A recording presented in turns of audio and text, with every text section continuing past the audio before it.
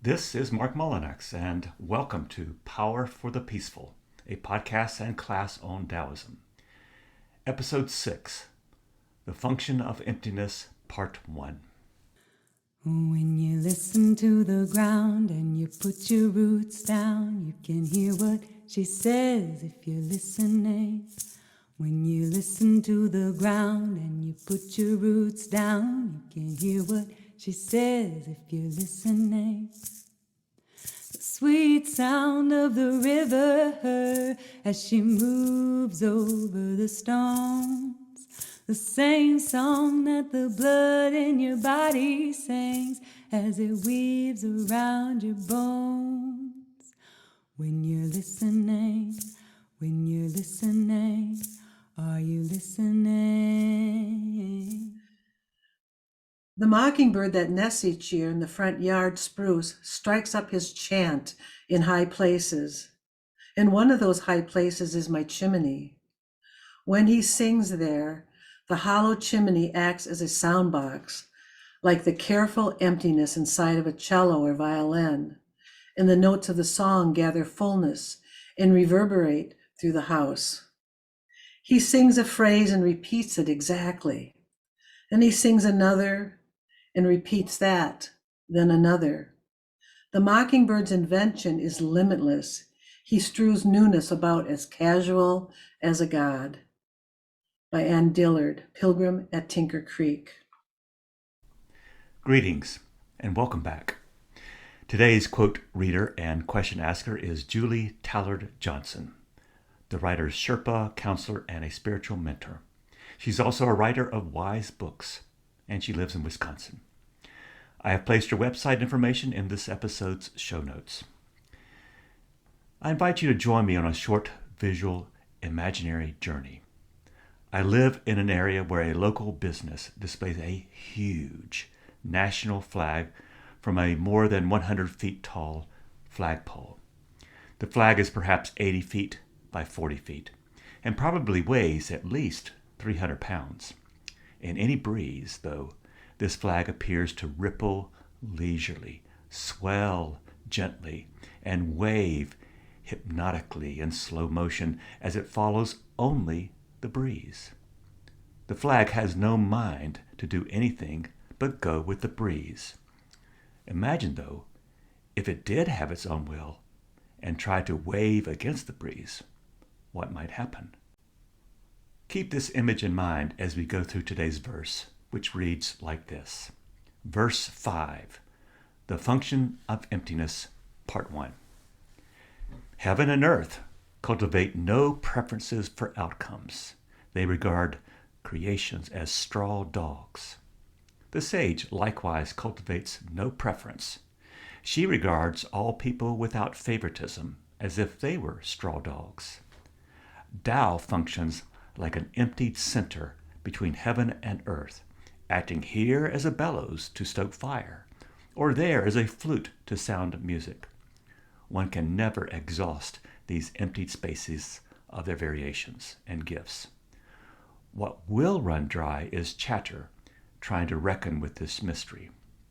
Where is your place? In this silent center. So goes verse 5. Part 2 of Function of Emptiness will come in about 6 weeks in verse 11. Today's verse 5 contains themes we have seen before. The importance of impartiality and emptiness, or to put the two into one phrase, non-attachment. Heaven and earth are impartial forces that do not attach to, cling to, or discriminate upon the basis of tribe, species, or whether things are alive or things are inanimate. No discrimination, period. The Taoist is one who likewise practices impartiality in his or her dealings with all things. There are some images in verse 5 to unpack. First, what are straw dogs? Straw dogs refers to ancient ceremonial objects used in Chinese religious sacrifices, rituals we might label in our so-called modern world as animistic or shamanistic. Animal shapes were built of straw, and so these straw dogs were religious objects, used richly perhaps for praying for things like weather changes or minor good fortunes. No one attached any sentiment to them, so after the sacrifices, straw dogs were either trampled upon, underfoot, or burned. So what's a bellows? A bellows is an instrument or handheld mechanical device with an empty, airproof bag that by alternate expansion and contraction fills with air and expels it through a tube. It's used to stoke fires. Its action perfectly describes being emptied, then being full. By being emptied, it is useful. Emptied, filled up, emptied. Repeat.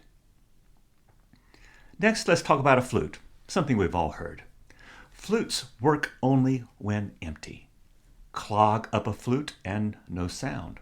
Imagine a flute with a mind of its own that chooses to store up and hoard wind instead of being the vehicle for the wind.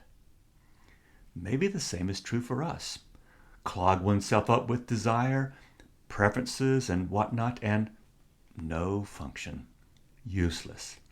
We practice fullness. We remain centered on self. But when we unclog and practice emptiness, emptiness's function is to bring attention and compassion to any given situation. And now, what is this between heaven and earth business? This is just an empty stage, the very place where Tao functions.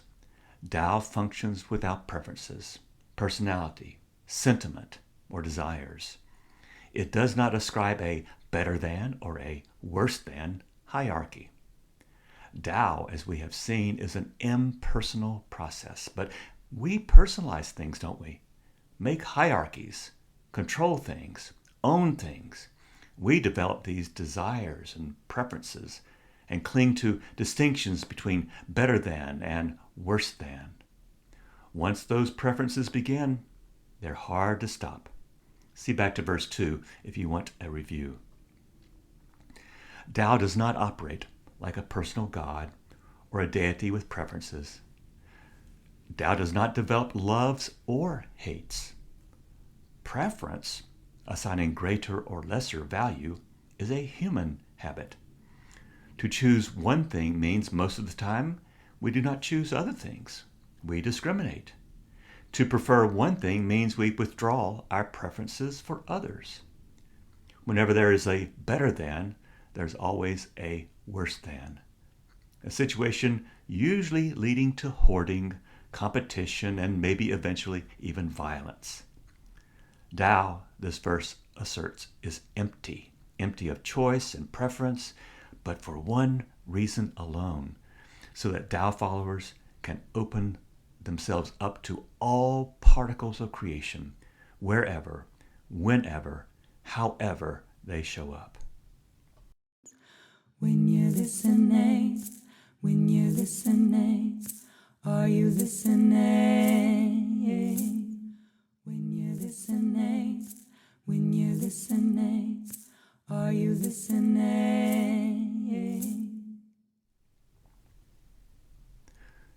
Two main teachings today. First, let's examine no preference. Then we'll take yet another look at emptiness. And then watch this cool move by Lao Tzu. He pairs emptiness with no preference. Like no preference and emptiness are entirely intertwined, two ways of saying the same thing. First, no preference. This verse first introduces the Chinese word ren, meaning no preference or cultivate no preference, but at the same time benevolent. The Chinese character for ren shows a person, shown from the side, with two parallel arms or lines emerging from the person off to the right. To me, this shows a person with open arms, able to embrace all without discrimination, open and receptive to all. Later in China, ren became the primary virtue of the 5 official Confucian virtues. Ren meant humaneness and benevolence. The other 4 Confucian virtues were righteousness, propriety, wisdom, and fidelity. The Taoist use of Ren here predates the Confucian context, and when associated with Tao, Ren means that Tao is not invested in politics or nationality, tribe identity, or any other preference. So back to Tao. When this verse announces that heaven and earth have no preferences for outcomes, we must wean ourselves away from ideas that this universe has preferences, especially human preferences. Taoists believe that to lead with preferences tempts one to give an uneven sense of purpose to things. 3 examples. First, people of my faith or tribe are to be preferred to those outside my faith. 2, humans are to be preferred over animals. 3, war and violence usually aid someone's preferences, especially when used to advance our side of things while the other side is to be destroyed.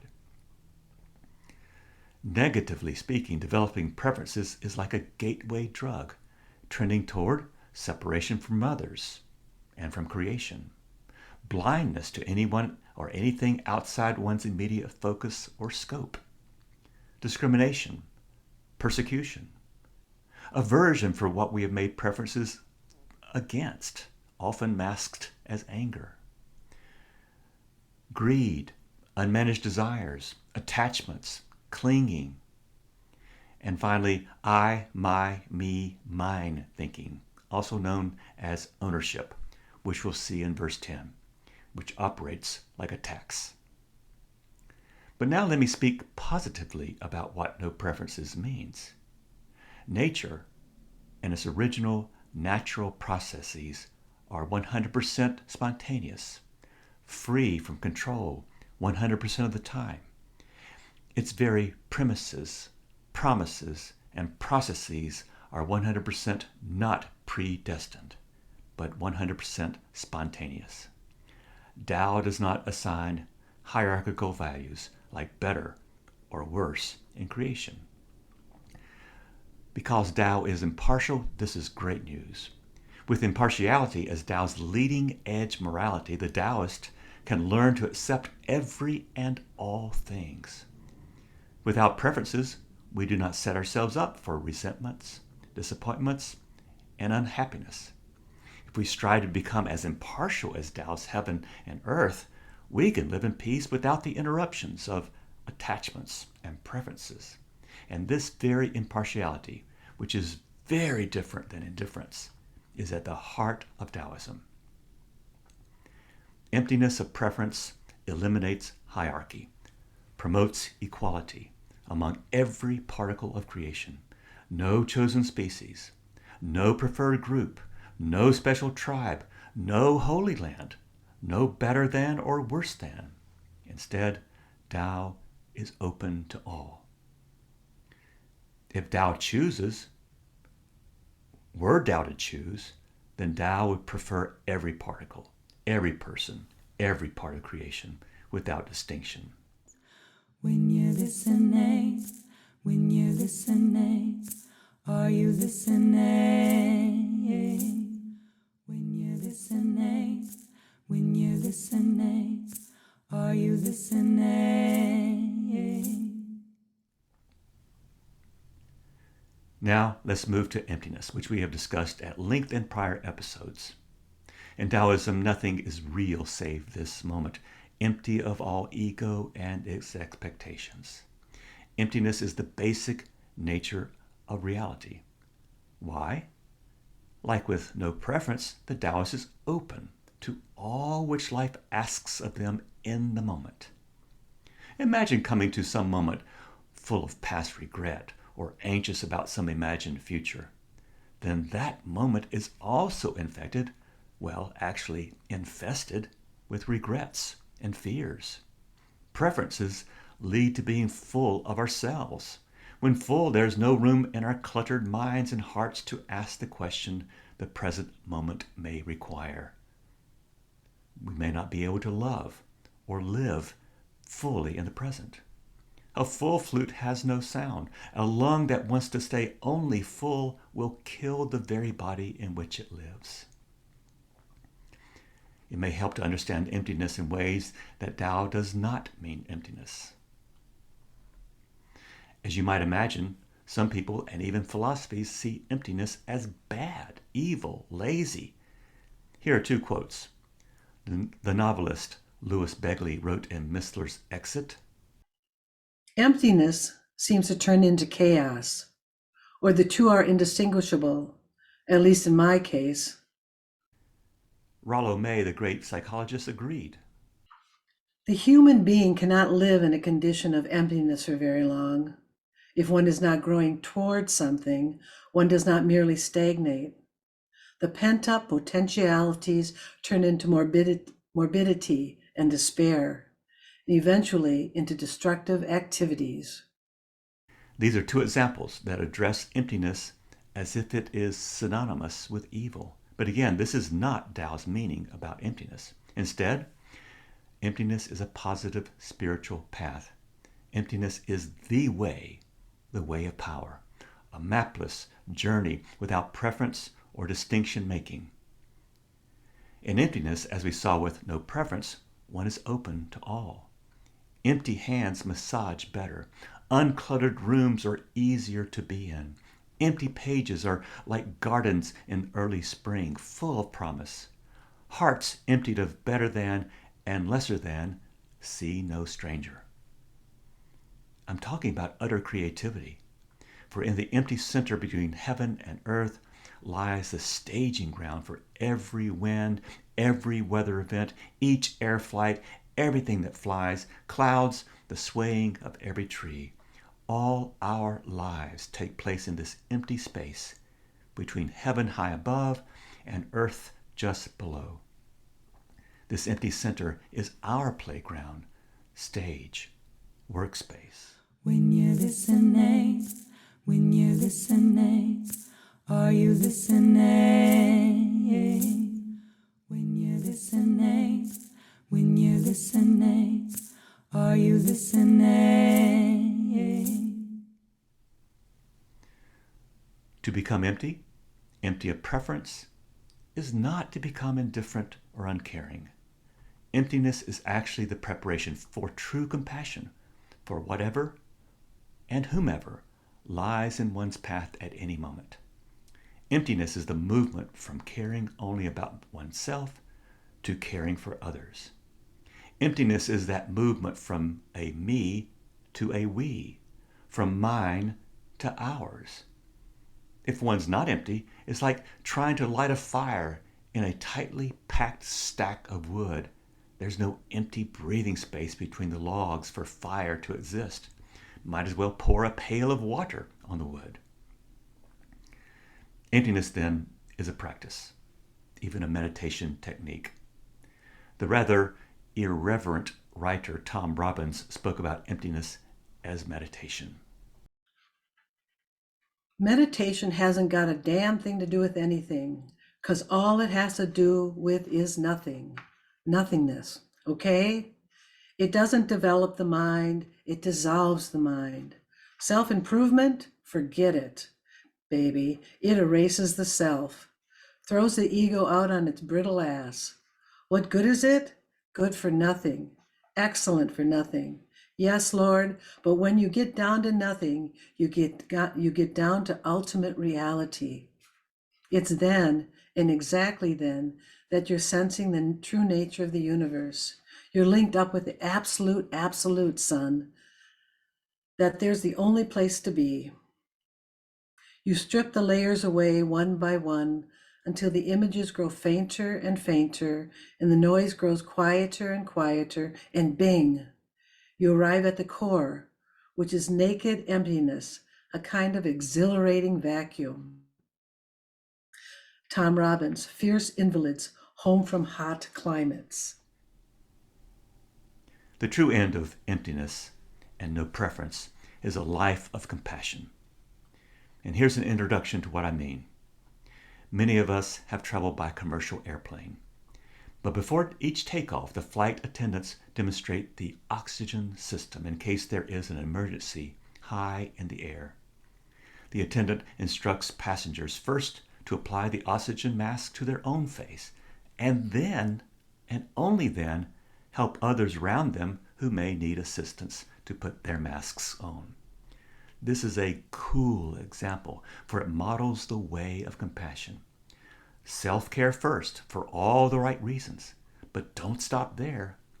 To take care of oneself only is to practice preferences for self-survival alone. No, the purpose of self-care is, like the Chinese word for Ren, to extend your arms, to help others, and open oneself to whatever others need without your own preferences interfering. Compassion is the product of emptiness. Compassion roots in emptiness. And compassion, concern for others, is a natural part of our biological history. Caring for others keeps entire communities alive, whether one is a bee, a human, or a tree's underground interconnections through the mycelium network. Emptiness is an always present, never twice the same feature of Tao, so there will always be enough compassion. All we need to do is just join the emptiness and compassion networks already in place. Emptiness is the track on which a centered person moves. Lama J. Songpa. To conclude, beliefs do not liberate us so much as becoming empty of preference. Becoming mindful of our original emptiness and the harm that our preferences have upon us, that's liberation. The truest function of emptiness is the power to be peace for others. When we become empty of preference, a human version of the bellows or the flute, we too participate in Tao's original power. Emptied of race preferences, we're open to all people. Emptied of gender preferences, we can hear and make room for all gender expressions. Emptied of human-centric ideas, we become empowered to listen to the entire earth and join that choir rather than sing a human-only solo all the time. Emptied of rage, we become less dangerous.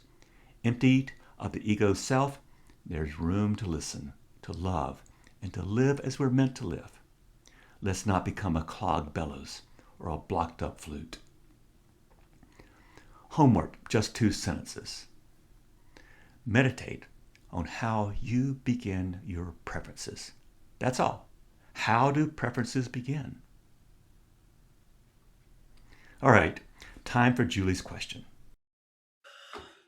Yeah, your offerings of active contemplation, and this is a term borrowed from Parker J. Palmer. There's a lot of that in your book, in your podcast. It's a lot for us to actively contemplate. And then there's this bridge of going out into the world and being having contemplative actions. And so when I think of the voidness, emptiness, I think of the different descriptions here of an invitation to contemplate emptiness and what it can bring for us. And I'm curious of things like what when it's a careful emptiness or it's a exhilarating vacuum, right, being described. I'm curious what that means to you, Marc. How might that be described in experience? But also I'm curious about how do we bring this out into our daily experience? Meaning, what does that look like or feel like? How might you describe that? And how might I experience it? Julie, you ask about how to bridge one's quiet practice of peace with its public practice. I immediately think of several spiritual traditions. From the Buddhist, I offer the wisdom as on the mat, so off the mat. From the Christian traditions, you can still hear as above, so below. In the Lord's Prayer, thy kingdom come, your will be done on earth as it is in heaven. So Julie, you ask how we can bridge and connect our practices of silence and emptiness with our outward lives. These spiritual traditions just mentioned can be a great help as we do the inner work, The energy is not containable just to the inner self, but flows to our more public lives. So compassion and love and peace waging are all one energy, one continuous consciousness that you practice within your inner meditative life and bring out as treasures in one's public life. It's the property of both, not the property of one. As you practice in private, you can then be more freed up in public. And the more public you practice this consciousness, the more it becomes a solid practice in private. And then around and around you go, each cycle making your practice more established, more firm. The reason I am confident in this response is because if you practice hate or some negative energy in your private life, it too cannot stay contained in your private meditation. Hate that is nurtured in private goes public. You may hide the fire of your negative energies, but what are you going to do about the smoke? If I were a sports coach or music teacher, the same principle applies. I want my players or students to constantly have an athletic or musical consciousness, to always be mindful of their skills and hone them wherever they are. An athlete can develop mind disciplines when off the field. A young musician likewise can practice a musician's mindset, whether holding or touching their instrument or not. So whatever consciousness we practice, it is corresponding private and public aspects. So maybe this is a caveat to be more careful about what we practice in our private spheres. It seems to me that whatever we practice, we become. Thank you, Julie. This podcast is an original labor of love, designed, written, and co-produced by many, whose central idea is that Tao Te Ching is good news for today. Tao still speaks. Thanks to Julie Tallard Johnson for her voice and question. Artwork by Audrey Davis. The song Put Your Roots Down is graciously donated by songwriter and singer Molly Hartwell. The copyright for quotations from Tao Te Ching is held by Fortress Press. May your days begin in peace and become wombs for radical hope.